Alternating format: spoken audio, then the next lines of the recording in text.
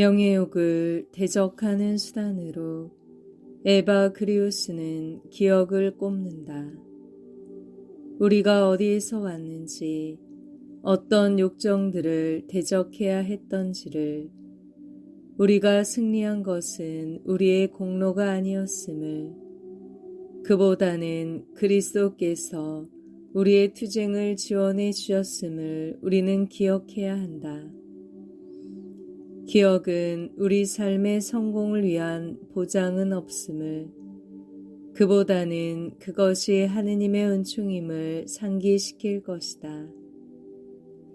우리가 수독에 진보한 바로 그때야말로 교만과 명예욕의 악령이 거듭 다시 우리를 유혹할 것이라고 에바그리우스는 말한다. 가장 효과적인 수단은 명상이다. 명상을 통해 하느님과 하나가 되었다면 다시는 사람들이 우리를 어떻게 생각하는지 헤아리지 않고 더는 남들의 인정과 확인으로 자신을 규정짓지 않으며 하느님 안에서 우리의 근본을 발견한 것이다. 우리가 생각과 감정들을 어떻게 다루어야 할지에 대해 에바그리우스가 가장 체계적으로 설명했다. 그러나 이 주제는 교부 어록들에도 자주 나타난다. 욕정에 어떻게 반응할지에 대해서도 여러 다른 권고들이 언급된다. 노부들은 우리가 욕정들을 직시하고 그것들과 친숙해지기를 권장한다. 욕정들과 대함으로써 그 안에 얼마나 긍정적인 힘이 숨어 있는지, 그리고 어떻게 이 힘이 우리 삶에 통합되고자 하는지를 알 수 있게 된다. 포이멘 아빠의 두 구먼이 이를 잘 보여준다.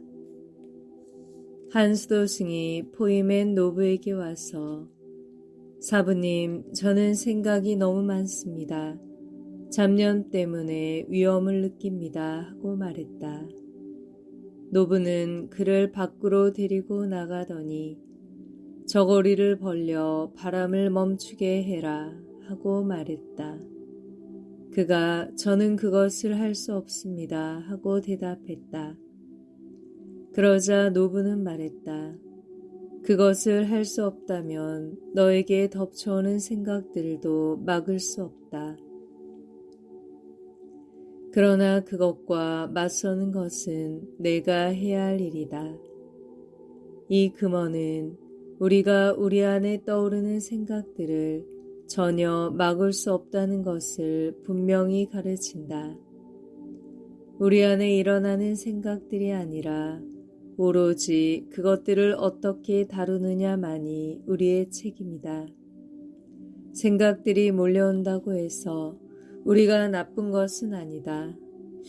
무릇 이 생각들은 우리가 생각하는 것이 아니라 밖에서 우리에게로 오는 것이다. 이렇게 인격으로서의 우리와 우리 안에 몰려오는 생각들을 구별할 때라야 비로소 생각들을 올바르게 다룰 가능성이 주어진다. 그래야 우리 안에 예컨대 증오나 질투가 생길 때 곧장 자책만 하지는 않을 것이다. 그보다는 그것이 우리를 지배하지 못하도록 우리가 어떻게 반응할 수 있는지를 궁리할 것이다. 이때 중요한 것은 생각들을 눌러버리는 것이 아니라 둘째 교부 말씀이 가르치듯이 생각들과 대화하는 것이다. 포이멘 아빠가 노부 요셉에게 물었다. 욕정들이 다가오면 어떻게 할까요? 대항할까요? 아니면 들어오게 할까요? 노부는 대답했다. 들어오게 하고 맞서 싸우시오. 그래서 그는 암자로 되돌아가 자리 잡고 앉았다. 그런데 테베 사람들 가운데 하나가 암자로 찾아오더니 동료 형제들에게 말했다. 욕정들이 다가오면 대항할지 아니면 들어놓을지 요셉 아빠께 여쭤보았더니 아예 얼씬도 못하게 당장 쫓아내 버리라고 하십니다. 보이맨 노부는 요셉 노부가 테벳 사람에게 이렇게 말했다는 것을 듣자 당장 일어나 파네포로 달려갔다. 저는 사부님을 믿고 생각들을 털어놓았는데 보십시오. 제게는 이렇게 테벳 사람에게는 저렇게 달리 말씀하시다니요. 노부가 대답했다. 내가 당신을 사랑한다는 것을 아시오. 예, 나더러 나 자신에게 말하듯이 말해달라 하지 않았소. 그렇습니다. 이에 노부는 말했다. 당신은 욕정들이 들어올 때 수작을 주고받으면 더 진실해지는 사람이지요. 그래서 나 자신에게 말하듯이 말해드린 것이요. 그러나 달리 욕정들을 맞아들이는 것이 유익하지 않은 사람들도 있지요. 그런 사람들은 욕정을 아예 당장 끊어버릴 필요가 있다오. 여기서 욕정을 다루는데 서로 다른 두 길이 있음을 알 수 있다. 하나는 욕정을 안심하고 받아들여 더 자세하게 관찰할 수 있도록 하는 길이다. 욕정과 친숙해짐에 따라 그 안에 숨어있는 힘을 발견할 수 있게 된다.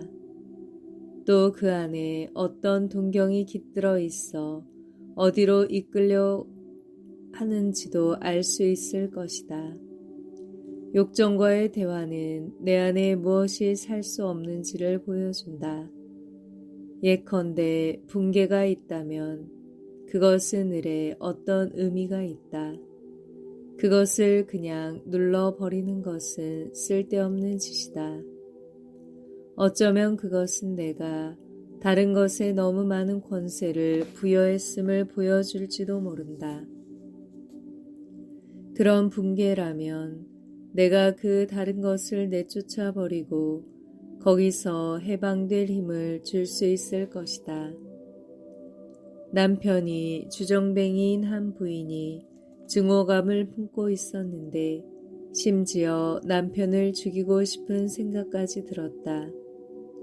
그따위 끔찍한 생각마저 하다니 자신은 아주 나쁜 사람이라고 자책하고 있었다.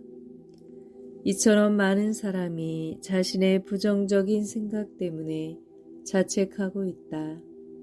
그러나 수도승들은 이런 면에서 자비롭다. 생각 자체는 나쁘지 않고 어떤 의미가 있다고 말한다. 다만 그 안에 숨어있는 힘을 발견해야 한다. 남편에 대한 증오감 안에는 어떤 충동이 숨어있다.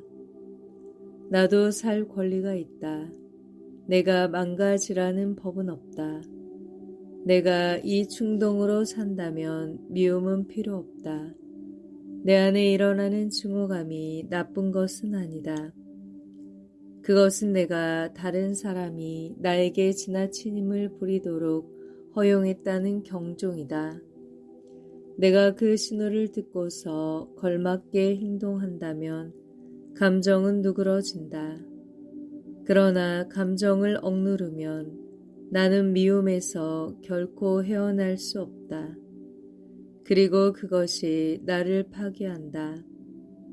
그러므로 우리가 책임질 것은 우리 안에 일어나는 생각들이 아니라 우리가 그것들을 어떻게 다루느냐이다. 그러나 요셉 아빠가 그렇게 말하거니와 부정적 생각과 감정들을 그냥 떨쳐버리고 다가오지 못하게 하기보다 나은 길이 있다. 나에게 상처 준 사람들을 거듭 생각하고 있다는 것을 깨달을 때 그것을 금하는 것이 도움이 될 수 있다. 아니면 내가 그 생각에 어떻게 반응할 것인지 깊이 생각하고 그것을 소화한 다음 더는 생각하지 않는다. 그러나 그렇게 했음에도 불구하고 생각이 또다시 떠오르면 거기에 대해 생각하는 것은 아무 의미가 없다. 그냥 끊어버려야 하고 나에게서 멀리 던져버려야 한다. 자살을 상상하는 이들은 상상에 매혹당한다. 그런 생각이 떠오르면 즉시 생각을 멈출 필요가 있다. 그런 생각을 하는 것은 위험하다. 혹은 이미 꿰뚫어 보았음에도 불구하고 거듭 떠오르는 파괴적인 생각들이 있다. 이런 경우에도 계속해서 분석하는 일은 의미가 없다. 떨쳐버려야 한다.